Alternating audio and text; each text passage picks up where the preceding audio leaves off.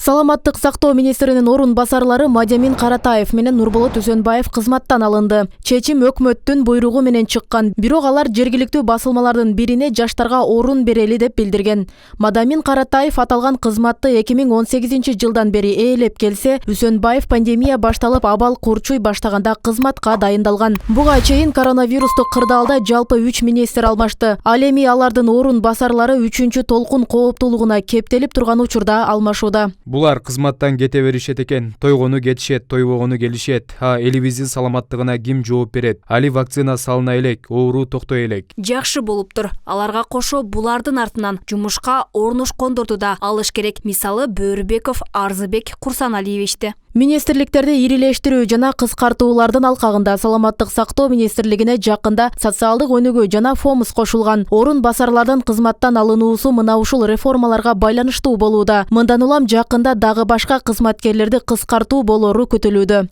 Социальный фонд, миграциянын какой-то части, потом труд, ошолордун баары кошулду да. Эми мындайча айтканда общий эле в связи с изменением структуры Министерства здравоохранения. Ошон үчүн эми жаңы замдар уже назначение болду. Я скоро дам ким назначение болгон. Башкы прокуратурага Курманкул Зулушев дайындалгандан кийин Саламаттык сактоо министрлигине карата прокурордук текшерүүлөр башталган. Коопсуздук кеңешинде айтылгандай, министрлик тарабынан пандемия учурунда максатсыз коротулган миллиондор жана шалаакылыктар боюнча кылмыш иштери табылган. Алардын арасында кызматкерлерге бир бахиланы 150 сомдон саткан, дары-дармектерди кымбат баада алганы боюнча чуулгандуулары дагы бар. Жарандык коом мындагы алешемдиктерге эч бир чиновник жоопкерчилик ала электигин эске салып, кызматтан кетип жаткан орун басарлардын да тиешеси бар болушу мүмкүндүгүн айтышат. Жоопкерчиликти сезбеген адам гана жоопкерчиликке тартылат.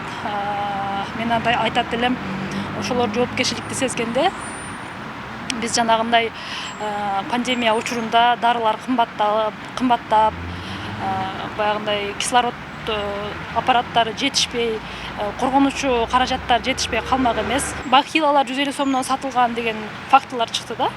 Эми ошондон кийин ошолорду көзөмөлдөгөн министр билбейм, жоопка тартылыш керек деп ойлойм мен. Аткаруу бийлигинин жаңы түзүмүнө ылайык Саламаттык сактоо министрлигине социалдык тармак жана милдеттүү медициналык камсыздандыруу фонду кошулгандыктан жаңы орун басарлар тармактарга карата дайындалууда. Министрликтин өкүлү кызматка ким келери чечилгендигин жакын арада жарыяланарын билдирди. Роза Акматжан кызы, Мирзат Нуманов, 7 канал, Ош.